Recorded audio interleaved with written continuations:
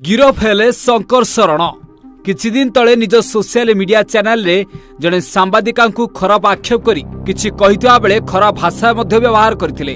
आज महंगा पड़ीगला।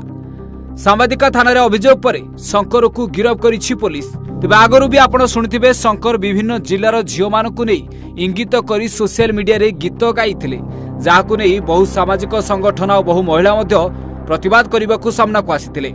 थाना रे अभियोग मध्य करथिले। विभिन्न समय जहा देखिबाकू मिलिछि शंकर महिला और झियो मानकु अशालीन व्यवहार करबाकू बिल्कुल पछांती नाही।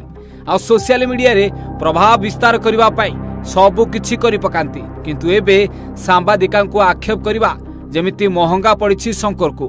अभियोगकारिणी अभियोग क्रमे महिला थाना पुलिस मामला रुजु करबा सहित तदंत करी शंकर को गिरफ करी कोर्ट चालान करिछि।